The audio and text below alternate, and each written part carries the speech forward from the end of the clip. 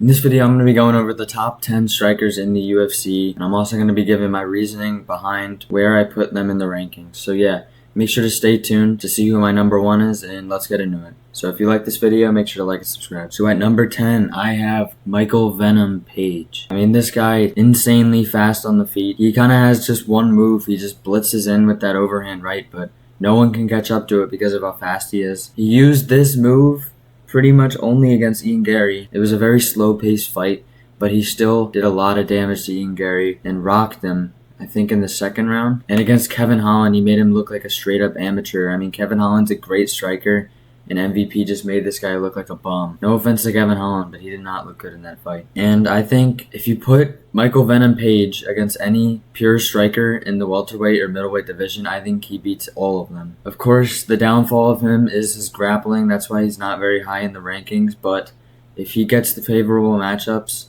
I think we'll see him shoot up the rankings in the coming years. At number 9, I have Peter No Mercy Yan. This guy's one of the most creative strikers I've ever seen. I mean, just watch his fight with Corey Sandhagen. He looked so good in that fight. He outstruck Jose Aldo in an amazing fight. I mean, Jose Aldo is not washed at all. He looked really good at the bantamweight division. He still looks good today, and Yan just beat him up. And he also outstruck Aljo twice. I know he lost versus Aljo because of the grappling, but on the feet, he kind of beat up Aljo. And also, he beat guys like Jimmy Rivera. He destroyed Uriah Faber, and he beat Song Yadong recently. He also looked really good on the feet versus Sean O'Malley, and I think he won that fight. It's kind of sad that he got bitched by Merab because people would still be talking about this guy as one of the best bantamweights of all time.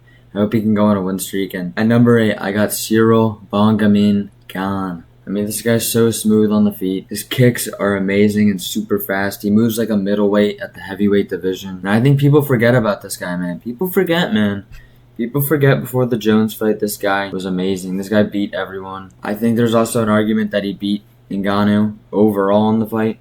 But everyone knows on the feet, he definitely beat Ngannou. I mean, the only reason why he lost that fight is because of the grappling. His knees are also really good. Sometimes he struggles to finish guys early, but I mean, he still makes him look foolish on the feet. I know it's Derek Lewis and Tai Tuivasa.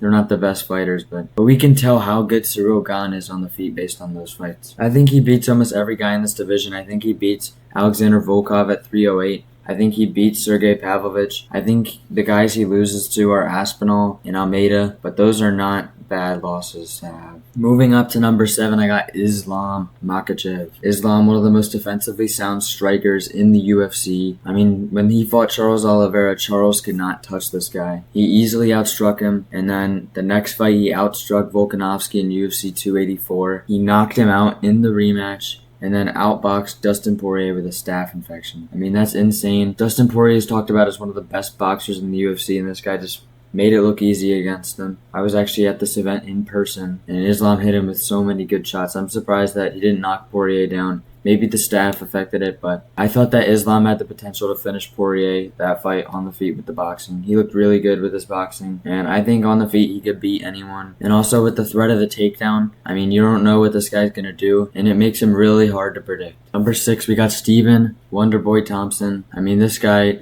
for his 12-year career, he's outstruck almost everyone except for Darren Till. He lost that fight on the feet. But other than that, he makes these guys look silly. Watch like the Masvidal fight, the Kevin Holland fight, the Jeff Neal fight. Now I know he's old as fuck now, and maybe it doesn't show how good he really is, but him in his prime is a beast. I mean, this guy almost beat Tyron Woodley. He almost won the belt off of Woodley.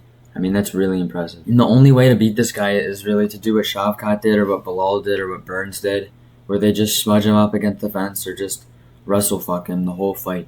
That's the only way to beat this guy. So yeah, that's it for number 6. Number 5, I got Max Blessed Holloway. We got Joshua Van's older brother, the king of volume, the pride of Hawaii. This guy has so many nicknames. I mean, just watch his fight versus Justin Gaethje and you can see how good of a striker this guy is. I mean, he gave Gaethje the Tony Ferguson treatment. He gave him his karma for that fight. His only losses in featherweight after, I think, the McGregor fight is only to Volk. He's only lost to Volk in featherweight since then. And he's kind of just hitting his prime now. I know he's not the brawler that he used to be, but he still looks insane on the feet every fight, and he looks like he's getting better. I think him versus Taporia is the highest skill matchup that you can get in the UFC right now. And everyone thought that going into that Gaethje fight, it was going to be a war. I mean, obviously, everyone who fights Gaethje never comes out the same, but Max Holloway came out and just dominated him, took barely any damage. I know he got knocked down, but it was kind of just, I mean, they didn't even count it on the scorecards, and he just made it look easy, didn't take much damage. So yeah, that's my number 5. Number 4, I got Alexander Volkanovski. You know, I have this guy over Max because he beat him on the feet dominantly twice. I know the second fight was very close, but the first fight and the third fight were both arguably 50-45s. The third fight was definitely a 50-45. And this guy, in a point fight, no one beats this guy. I mean, Islam had to mix in the grappling. If you don't finish this guy, then he's basically just going to beat you easily. I know he's on the downfall now. I mean, him in his prime after the Yair fight, I'd probably put him number 2 or number 3. But he's kind of fallen off now. And especially if he comes back. If I come back and I get knocked out by Topuria, I'm going to have to move this guy down. Probably to number 6. Number 3, I got Ilia Topuria. I mean, this guy KO'd Volk. This guy KO'd Alexander Volkanovski. I know he was coming off of a loss already, a knockout loss, but it doesn't even matter, man. KOing Volk, I mean, lining up that shot, that doesn't even matter with the knockout. Like, he would have knocked him out either way with that shot. He has elite pocket boxing. I mean, we saw it versus Jai Herbert, Josh Emmett, Bryce Mitchell. I know he's not beating insane caliber of competition, but he proved that he's the real deal after that Volk fight.